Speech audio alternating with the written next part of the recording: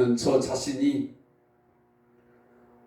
목사로서의 사역을 감당하고 서게 된 것, 그리고 수고하고 있는 것, 그것은 제가 하는 것 아니고 하나님의 은혜로 하는 것이고 하나님의 은혜로 맞춰질 것입니다. 여러분의 삶도 마찬가지입니다. 집사님으로, 권사님으로, 또 목사의 사모로 각각 세워져서 주님의 몸된 교회를 세우고 수고하고 땀 흘리는 그 모든 것들로 내가 하는 것이라고 생각하지 마십시오. 전적으로 다 오직 나와 함께 역사하시고 나에게 힘을 공급하시고 나를 도우시는 하나님의 은혜로 오늘도 수고하고 오늘도 섬기는 줄로 믿으시기 바랍니다. 다른 사람이 아닌 사도 바울 자신이 이 고백을 하고 있다고 하는 것은 오늘 우리를 부끄럽게 합니다.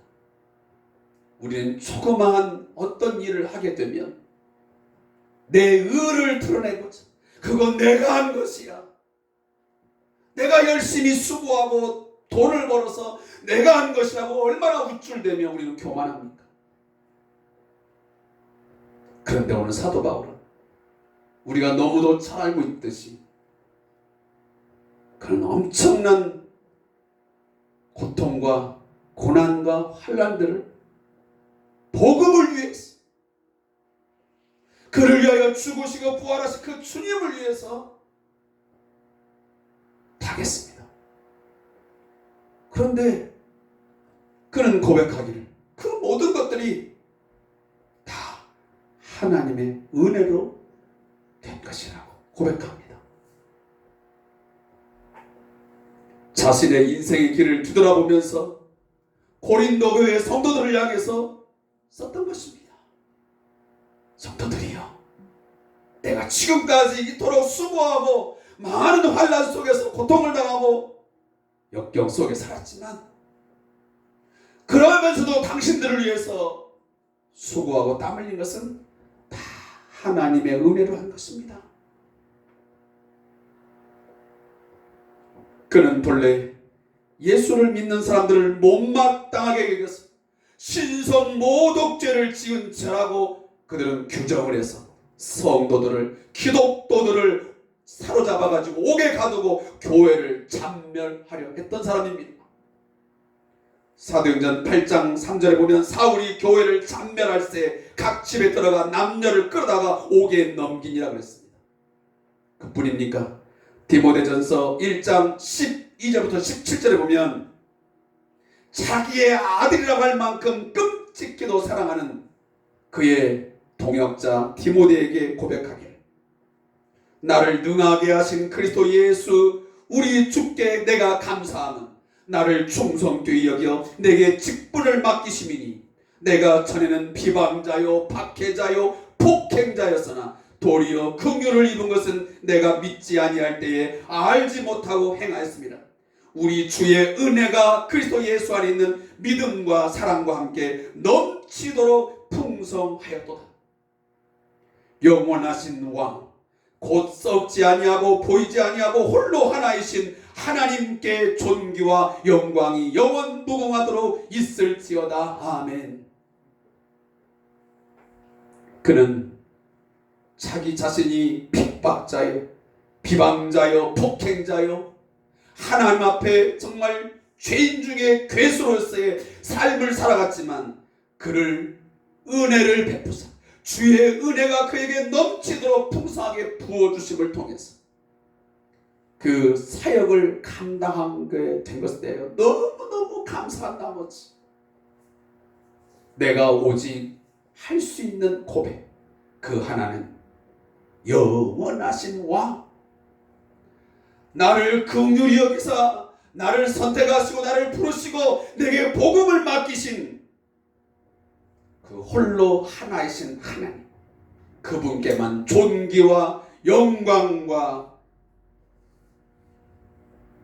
찬양을 돌리겠다고 하는 그 고백이 오늘 사도 바울에게 쏟아져 나오고 있는 것입니다. 부활하신 주님의 만나주시고 만져주시는 그 전적인 은혜가, 그 은혜가 부어짐을 통해서 그는 구원을 경험했던 것입니다. 사랑하는 성도 여러분, 은혜가 풍성한 주님은, 부활하신 영광스러운 모습의 그 주님은, 강하고 능하신 주님의 모습은 사도 바울만 만나는 것이 아니고 오늘 저와 여러분에게도 만나주시고 체험케 해주심을 믿으시기 바랍니다. 그 주님을 만남을 통해서 사도 바울은 말씀을 듣게 되었고 결국 이방인의 사도가 되어서 믿음의 본이 되었고 결국 그로 하여금 많은 교회를 세우게 하는 하나님의 귀한 복음의 사역을 감당하게 하셨습니다. 이러한 은혜는 그에게서 그 무엇으로도 대신할 수도 비교할 수도 없는 큰 은혜였습니다. 그 구원의 은혜가, 그 풍성하신 그 하나님의 은혜가 바울의 모든 삶을 지배했습니다. 삶의 주인이 바뀌었습니다. 하나님의 은혜가 부어지니 존재의 변화가 있게 되었고 삶의 내용이 달라지고 그리고 방향과 목적이 완전히 바뀌었습니다. 바울의 인생의 터닝 포인트, 전환점이 되었던 것입니다. 그래서 그는 초대교회의 많은 지역들을 돌아다니면서 그가 교회를 세우면서 그 자신의 사도권이 부정되어지고 도전을 받을 때마다 그는 이 다메섹 사건을 종종 언급합니다. 내가 하나님의 은혜로, 너희들이 말하는 것처럼 나는 포악한 자요, 나는 회방자요, 핍박자였지만 그러나 하나님의 은혜로 내가 나를 용서하고 나를 부르시고 나를 사도 삼으신 내가 그 주님을 내가 만났다. 은혜로 만났다.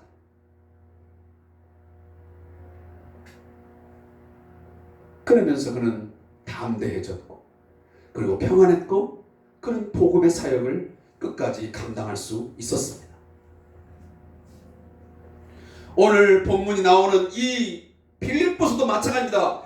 지금 로마 옥중에 있는 죄인의 신분임에도 불구하고 자신의 상황과 여건은 전혀 평안을 누릴 수 없는 상황이지만 하나님의 은혜를 기억할 수 없는 상황이지만 그는 하나님의 은혜를, 주의 은혜를 생각하면서 기쁨을 누릴 수 있었던 것입니다.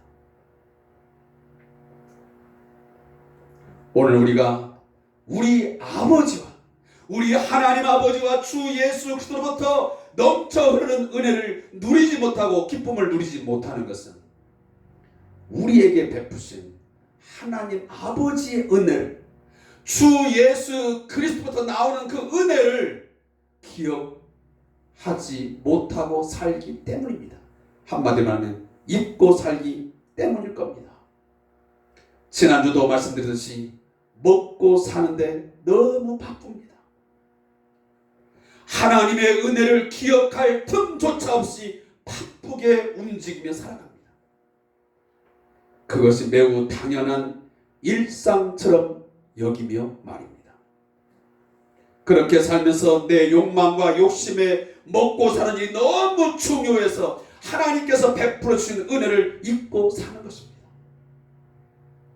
솔직해 보십시오. 하루 일과를 마치고 난 저녁 시간에 아니면 어떤 틈 속에서 여러분 하나님의 은혜로 내가 오늘도 살 수 있었다 라는 생각, 고백을 몇 번이나 해보셨습니까? 하나님의 은혜를 기억하지 못하고 자기의 노력과 힘으로 사는 것처럼 살아가는 것이 문제인 것입니다.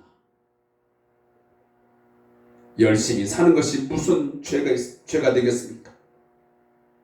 몸이 10개라도 바쁘게 살아가고 열심히 살아가는 것 자체가 무슨 잘못이며 죄가 되겠습니까? 그러나 제가 말씀을 드리는 것은, 성경이 말하는 것은 하나님의 은혜를 잃어버리고 그처럼 살아가는 것 자체가 죄라는 것이고 문제라는 것입니다.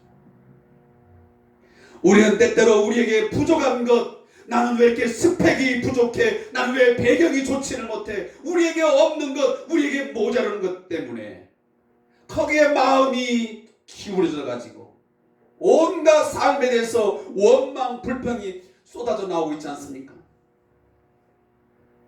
늘상 가정생활에, 때로는 우리가 직장생활을 하면서, 때로는 사업장을 운영하면서 많은 스트레스를 받는 것이 거기에 있지 않는지 한 번쯤 점검해 보아야 됩니다.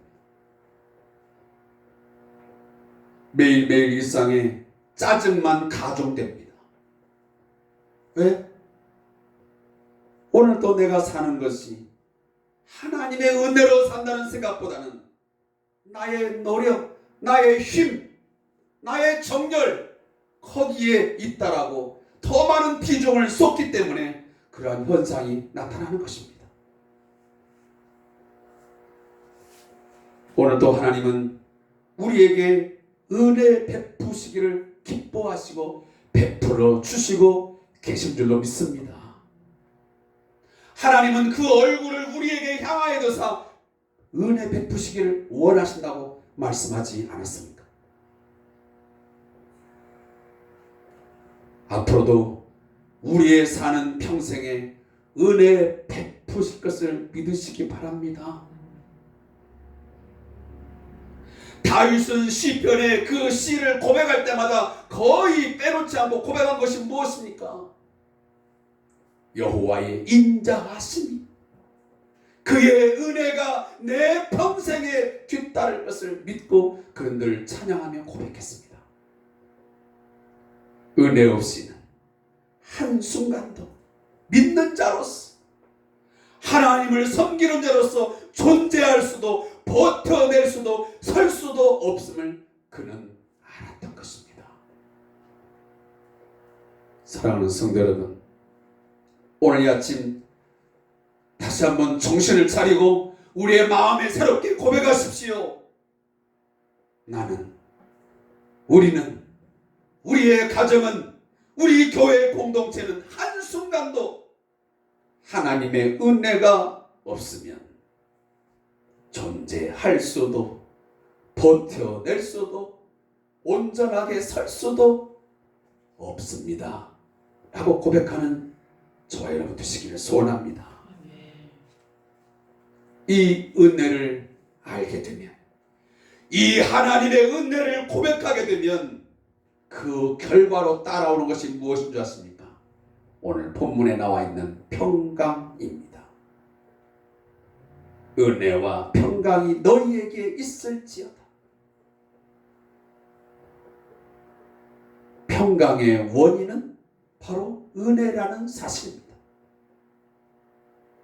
여기 나오는 평강이라는 말은 히브리어로 샬롬이라는 것 말이고 헬라어에 보면 에이레네라는 뜻입니다. 이것은 평강, 평안, 평화, 화평, 이렇게 우리가 여러 번 다른 말로 번역할 수 있는 말입니다. 다시 한번 말씀드리지만 이 평강은 하나님의 은혜를 깨닫고 이 은혜를 아는 자만이 누릴 수 있는 복인 줄로 믿습니다. 하나님과 원수 되었던 나, 죄와 허물로 죽어버린 나, 그러한 우리들을 하나님의 긍휼 베푸심의 은혜로 예수의 핏값이 지불되어 우리는 하나님과 화해가 되었습니다.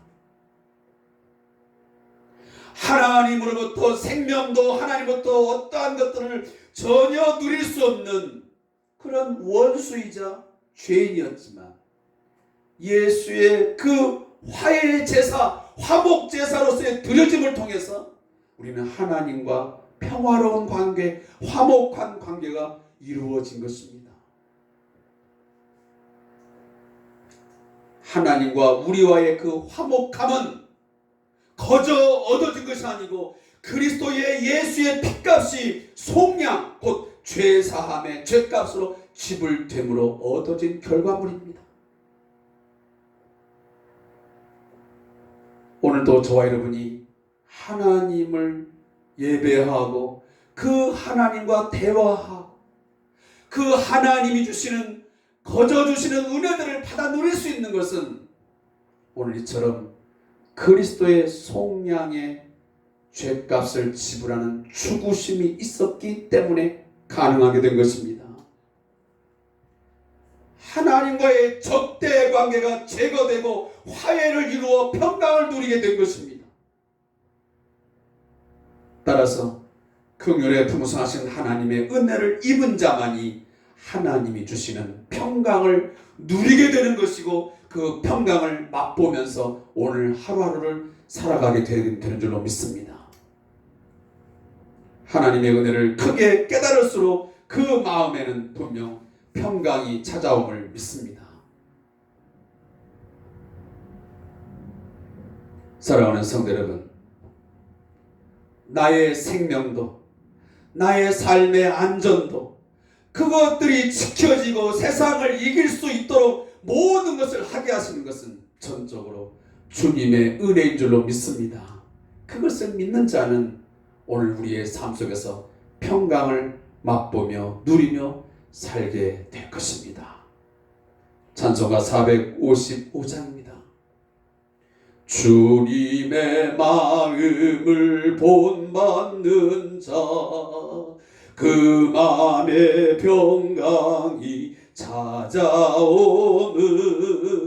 험악한 세상을 이길 힘이 하늘로부터 임함이로다.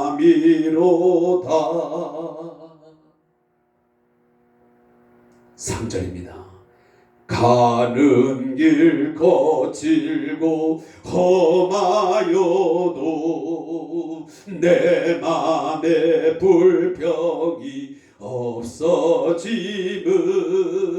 십자가 고난을 이겨내신 주님의 마음 본받음이라. 사랑하는 성도 여러분, 오늘 평강을 말할 수 없는 시대를 살고 있습니다. 너무도 적대적인 관계가 많고 그 속에서 불평과 불만이 쏟아져 나오고 두려움 속에서 살아갈 수밖에 없는 이 현실, 그 속에서 우리 마음에 평강이 찾아오고 아버지와 주 예수 그리스도부터 쫓아 나오는 그 평강을 우리가 누릴 수 있는 이유는 뭐냐면 그 평강은 세상이 주는, 사람이 주는 것이 아닌 험악한 세상을 이길 힘이 하늘로부터 주어지기 때문입니다. 요한복음 14장 27절을 다시 한번 제가 반복합니다. 평안을 너희에게 끼치노니, 샬롬을 너희에게 끼치노니 곧 나의 샬롬을, 나의 평안을 너희에게 주노라. 내가 너희에게 주는 것은, 내가 너희에게 끼치는 이 평안은, 샬롬은 세상이 주는 것 같지 아니하니라. 너희는 마음에 근심도 말고 두려워하지도 말라 말씀하십니다. 시편 3편 5절부터 6절 말씀이면 내가 누워 자고 깨었으니 여호와께서 나를 붙드시미로다. 천만인이 나를 에워싸 침친다 하여도 나는 두려워하지 아니하리이다. 이 본문을 3번역으로 보니까 내가 누워 고나게 잠들어도 또다시 깨어나게 되는 것은 주님께서 나를 붙들어 주시기 때문입니다. 나를 대적하여 사방에 진을 친 자들이 천만대군이라 하여도 나는 두려워하지 않으리옵니다. 많은 사람들은 삶의 풍파가 없어야만, 나를 괴롭히고 나를 고통스럽게 하는 그러한 적들이 없어야만, 그러한 문제들이 없어야만 평강을 누릴 수 있다라고 생각합니다. 그러하기에 그런 것들을 다 제거해 버리려고 하는 거죠. 그러나 그런 삶이 어디 있습니까? 제가 종종 하는 이야기지만 우리의 인생길에 어디 꽃길이 어디 있습니까? 꽃길을 바라고 꽃길을 축복하지만 제가 분명히 말씀드리지만 세상 어디에도 꽃길은 없습니다. 우리가 가고 있는 이 현실의 길은, 현실의 바다는 거칠고 황량하며 위험이 도사리는 광야길입니다. 험한 풍파가 몰아치는 거친 파도가 있는 그런 바닷길을 지금도 항해하고 있는 것입니다. 이 세상에서 숨을 쉬며 발을 붙이고 사는 동안은 이 시련과 문제, 파도 면제되는 것 불가능합니다. 그것들이 없게 해달라고 기도하지 마십시오. 그렇게 되지 않습니다. 오히려 이 꽃길이 아닌 광야길을 걸어가는 동안 잔잔한 파도가 있는 그런 바다가 아닌 거칠고 험한 파도가 있는 바다 속에서 주님을 신뢰하고 그 모든 평강을 주시는 그 주님을 바라고 신뢰함을 통해서 그 속에서 하나님 평강을 누리며 살게 하여 주옵소서. 그렇게 기도하십시오. 광야의 길 속에서 험한 파도가 있는 그 속에서 주님 강하고 담대한 믿음 가지고 평강을 누리며 살게 해달라고 기도하라는 말씀입니다. 우리가 누리는 평강은 아버지와 주 예수 그리스도부터 주어지는 그 평강은 문제의 시련의 한복판에서 맛보며 누리는 것입니다. 세상 사람들이 누리는 그 평강이 아니라는 것입니다. 질적인 차이가 있습니다. 초대교회의 성도들은 그렇게 살아가며 예수를 주로 고백하면서 살았습니다. 예수를 주로 고백하고 인정하면서 살아간다는 삶이 무엇인지를 그들은 삶을 통해서 보여주었습니다. 초대교회 성도들이요, 넉넉하지 않았습니다. 부유하지 않았습니다. 그 삶의 상황들이 얼마나 위태로웠습니까? 하루하루 살아가는 것이 얼마나 위기 속에서 살아갔습니까? 한순간 잡히게 되면 사자의 밥이 되거나 동물의 밥이 되었습니다. 심지어 기름을 껴 얹혀서 죽임을 당하게 됐습니다. 장작을 쌓아놓고 거기에 몸이 올려져서 화형이 되어서 죽임을 당하는 그런 일도 많았습니다.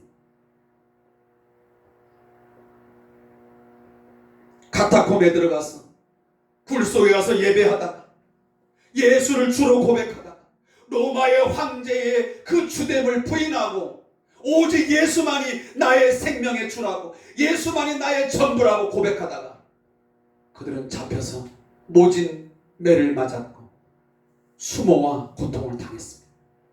그러나 그 속에서도 그 심각한 삶의 위협과 위기 속에서도 그들은 당황하지 않았습니다. 불안해하지 않았습니다. 어찌할 바 몰라 그들은 방황하지 않았습니다. 그들은 오히려 잡혔을 때 많은 유혹이 있었지만 끝까지 예수가 나를 위하여 십자가에 죽으시고 부활하신 그 부활의 주님이 지금 하나님 보좌 우편의 영광의 주로 생명의 주로 나를 지키시고 나를 보호하십니다. 내가 여기서 죽는다 할지라도 내가 사자의 밥으로 죽임을 당한다 할지라도 나를 그분은 건져주실 것이고 내 영혼을 받아주실 것입니다. 내가 잠시 받는 이 영광 때문에 내가 그 영원한 영광을 내가 얻지 내가 그러겠습니까?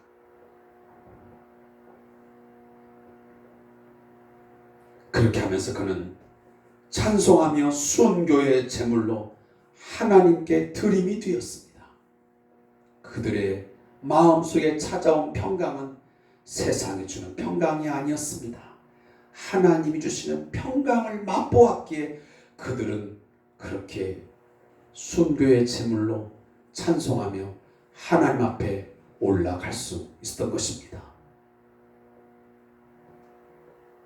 오늘 감옥 안에 있는 바울 역시 이 평안을 누렸고 이 평안이 빌립보 교회 성도들에게 베풀어지기를 오늘 간절한 마음으로 오늘 이 편지의 서두에 축복하고 있는 것입니다. 저도 지금 3주에 걸쳐서 이 본문을 계속 여러분에게 전하고 있습니다. 왜 그러겠습니까? 저도 이유를 잘 모르겠지만 아마 분명 우리 성대한 교회가 처하고 있는 이 현실, 이 모든 이 상황들을 주께서 아시기에 오늘 말씀한 줄로 믿습니다. 사랑하는 성도들이요, 성대한 교회의 지체들이요, 우리 하나님 아버지와 주 예수 그리스도부터 은혜와 평강이 넘치기를 축복합니다. 은혜와 평강이 너에게 있을지어다. 저 오늘 이렇게 간절한 마음으로 축복합니다.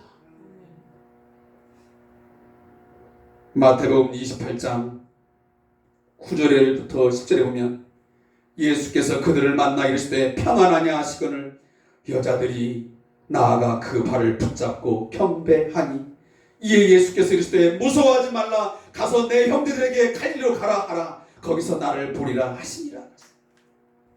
예수님은 십자가의 죽음을 경험하기 전부터 몇 차례에 걸쳐서 그의 제자들과 따르는 무리들에게 자신이 친히 죽으시고 부활하실 것을 예고하셨습니다. 나가 고난당하고 결국 십자가에 죽을 것이지만 내가 반드시 3일 만에 살아나리라. 내가 그리고 너희들을 다시 만나리라 말씀하셨습니다. 그럼에도 불구하고 제자들과 무덤에 찾아온 여인들은 믿지 못했습니다. 그러하게 평안하지 못했습니다. 오히려 슬픔과 두려움에 사로잡혀 있었습니다. 그 결과로 엠마오로 가는 두 제자, 누가복음 24장에 나오는 이 두 제자는 슬픈 기색을 띠고 돌아갔습니다. 뿐만 아닙니다. 다른 제자들 중 일부는 본업을 찾아 바닷가로 나아가 후회와 체념한 듯 어부의 삶을 이어나갔던 것입니다. 그들은 부활하신 예수님의 만남을 전혀 기대하지 않았습니다. 부활하신 영광의 주님으로부터 더 큰 은혜를 누리며 보호함과 채우심을 소망하지 못했습니다. 불신앙에 사로잡혀 있었던 것입니다. 오히려 예수의 추종자로 발각이 되어서 어떤 처벌이나 불이익을 당하지 않을까 두려웠을 것입니다. 이제는 자신들의 생계와 삶에 대한 불확실성 때문에 불안함과 염려 가운데 살았던 것입니다. 부활하신 주님의 함께하심, 도우시고 공급하시고 채워주심을 기대하지도 소망하지도 않았던 것입니다. 그러기에 주 안에서의 평강을 잃어버리고 두려움과 불안감 속에서 살아가게 된 것이지요. 누가복음 24장 36절에 보면 삶에 대한 후회와 깊은 체념에 빠져서 돌아갔던 그 제자들을 주님이 만나 주십니다. 너희에게 평강이 있을지어다. 어찌하여 두려워하며 어찌하여 마음에 의심이 일어났느냐. 주님이 말씀하십니다. 안타깝게 제자들아, 내가 너희에게 어떤 메시지를 주었더냐. 내가 몇 번이나 너희에게 말씀을 주었더냐. 그런데도 너희는 어찌하여 두려워하며 마음에 의심이 있느냐. 내가 그토록 세상 세상이 주는 평안이 아닌 내가 너에게 평안을 끼치고 평강을 준다고 그러는데 너에게는 왜 평강이 없느냐 라고 안타까움을 표시하면서 다시 한번 부활하신 주님은 그들에게 평강을 말합니다. 저도 오늘 성대한 교회 성도인들에게 주의 이름으로 축복합니다. 지금 무엇 때문에 두려워하며 무엇 때문에 마음에 의심이 생겨서 주님에 대한 불신앙이 생겨서 그토록 방황하며 사십니까? 예배자로 서 있지 못합니까? 주의 이름으로 축복합니다. 여러분에게 평강이 있을지어다. 사랑하는 성도 여러분, 엠마오로 가는 두 제자의 모습이, 그리고 바닷가에 나아가서 이제 어부의 생활로 돌아간 그들의 모습이 우리의 모습이 아닐까요? 생각 속에는, 이 머릿속에는 제자들보다는 좀 나아서 예수의 부활을 알고 있기는 하지만, 믿는 것 같기는 하지만 그 부활하신 예수님이 지금까지 베풀어 주시는 은혜를 기억하지도 믿지도 못해서 불안하고 초조해하며 답답해하면서 하루하루를 살고 있지 않습니까?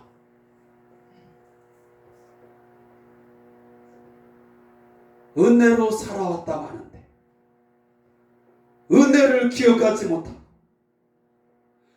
예수님이 부활하셔서 하나님의 보좌 우편에 앉아계셔서 왕으로서 나의 삶을 다스리시고 나와 함께 하시고 그의 영 성령을 통해서 나를 권면하시고 나에게 힘주신다고 말씀하셨는데 우리는 믿지 못하고 불신앙 속에서 늘 삶의 문제를 만날 때마다 불안해하고 초조해하면서 답답해하면서 살아가고 있지 않느냐 하는 것입니다. 주님은 나의 평안을 너에게 주겠다고 말씀하셨는데 그 주님이 주시는 평안을 누리지 못하고 살아가지 않느냐는 것입니다.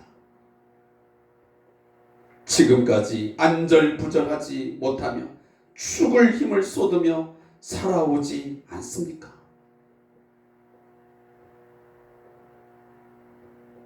다시 한번 권면하며 축복합니다. 모든 것에 능하시고 우리를 가장 잘 아시며 긍휼에 풍성하셔서 공급하시고 채우시는 분, 우리 하나님 아버지와 사망 권세 이기시고 부활하셔서 하나님 보좌 우편에 앉아 계셔서 중보자로서 우리의 삶의 주로서 우리를 위해 친히 간구하시고 함께하여 주시는 그 주님으로부터 공급되어지는 은혜와 평강이 여러분에게 있기를 소원합니다. 우리가 이것을 믿을 때에 하나님의 은혜를 누리며 풍랑이는 바다 같은 삶 가운데서 거친 파도가 늘 출렁이면서 내 삶을 위협하는 그 삶의 한복판에서 진정한 평안을, 진정한 평강을 누리며 살게 될 줄로 믿습니다. 더 이상 지금까지 우리에게 베푸신 하나님의 은혜를 기억하지 못하고 안절부절하는 삶을 살아가지 않기를 바랍니다. 불안함과 초조함, 원망과 불평, 좌절 속에서 허덕이는 삶을 살지 않기를 바랍니다. 이러한 삶의 모습은 불신앙을 가진 불신자들이 살아가는 삶의 모습입니다.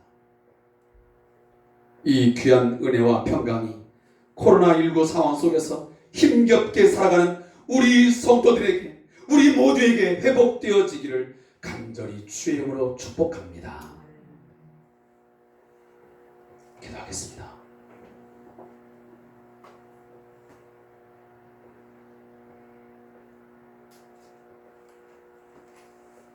은혜가 풍성하신 하나님 아버지, 나의 나된 것은 하나님의 은혜인 것을 이 시간도 고백합니다. 거친 파도가 몰아치며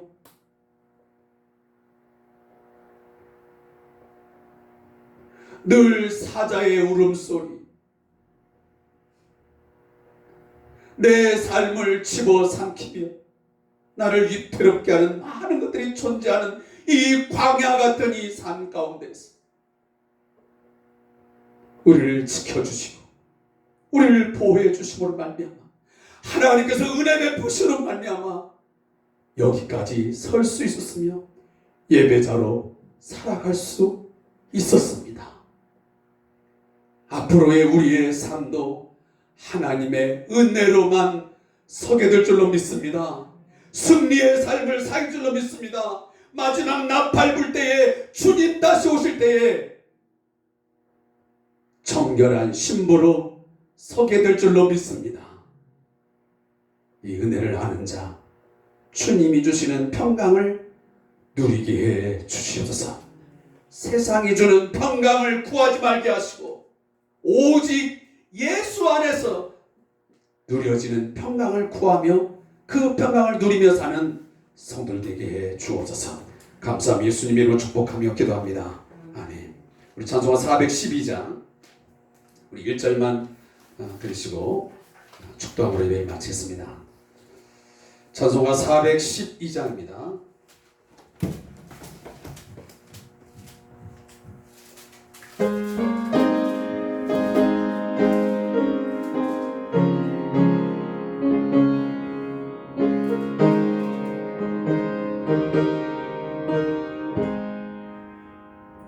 내 영혼의 그 깊은 데서 맑은 가락이 울려나네. 하늘 폭조가 언제나 흘러나와 내 영혼을 고이 사네.